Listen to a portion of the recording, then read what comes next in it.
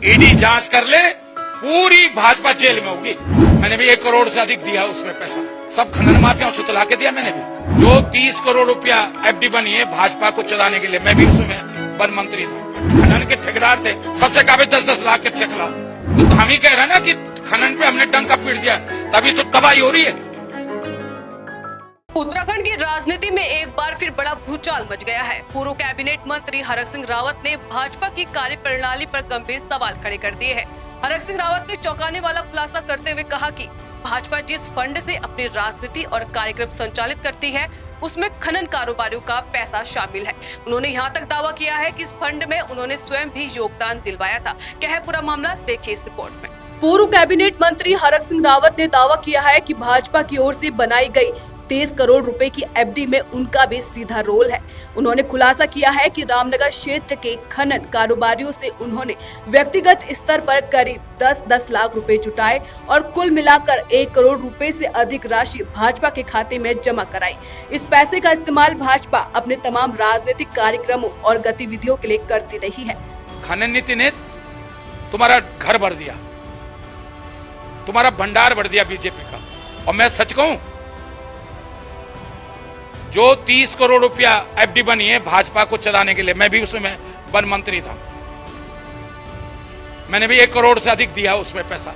उन्होंने कहा कि इस पूरे मामले में वह खुद को भी दोषी मानते हैं, क्योंकि उन्होंने उस समय पार्टी के हित में यह धन एकत्र किया था। तो मानना है कि इस पर सच्चाई सामने आनी चाहिए। उन्होंने इस मामले में प्रवर्तन निदेशालय से गंभीरता से जांच की मांग की है। हरक सिंह का कहना है कि अगर ईडी इस फंडिंग की निष्पक्ष जांच करे तो भाजपा के कई बड़े नेताओं का असली चेहरा सामने आएगा और उन्हें जेल की हवा खानी पड़ेगी। सब खनन माफियाओं से तुला के दिया मैंने भी। मेरे पे भी दोस्त है, मैं तो कह रहा हूं मेरी भी जांच होनी चाहिए। आप जांच करा लो। वो 30 करोड़ रुपया की जो एफडी बनी है भाजपा की जो 30 करोड़ की एफडी बनी है पार्टी चलाने के लिए बैंक में,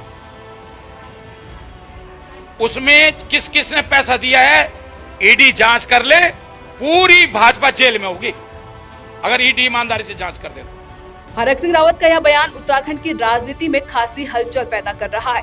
भाजपा पहले से ही कई मामलों को लेकर विपक्ष के निशाने पर रहती आई है और अब पार्टी छोड़कर कांग्रेस में गए हरक सिंह रावत द्वारा इस तरह के आरोप लगाए जाना बीजेपी के लिए परेशानी का सबब बन सकता है। राजनीतिक विश्लेषकों का मानना है कि यह खुलासा आने वाले समय में राज्य की राजनीति को गहराई से प्रभावित कर सकता है। भाजपा खुद को सबसे बड़ा दल और पारदर्शी राजनीति करने वाली पार्टी बताती है, लेकिन यदि हरक सिंह रावत के आरोपों की पुष्टि होती है तो इसकी साख पर गहरा असर पड़ सकता है।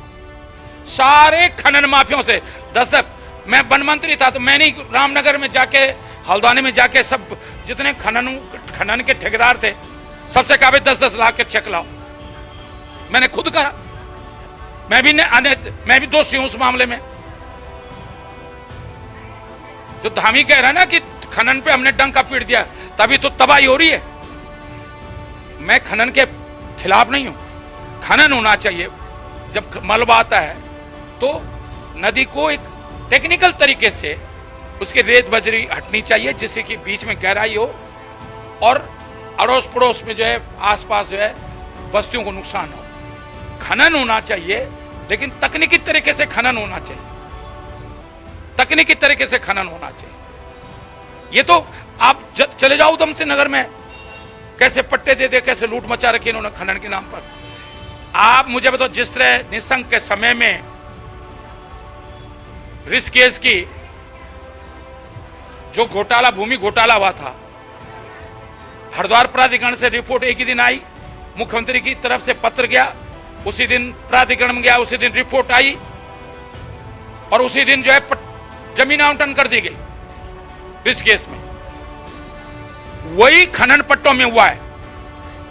मुख्यमंत्री की ओर से आदेश हो रहे हैं, सचिव की ओर से आदेश हो रहे हैं, डीएम की रिपोर्ट सेम डेट लग रही है और सेम डेट खनन का पट्टा या क्रेशर स्वीकृत हो जा रहा है।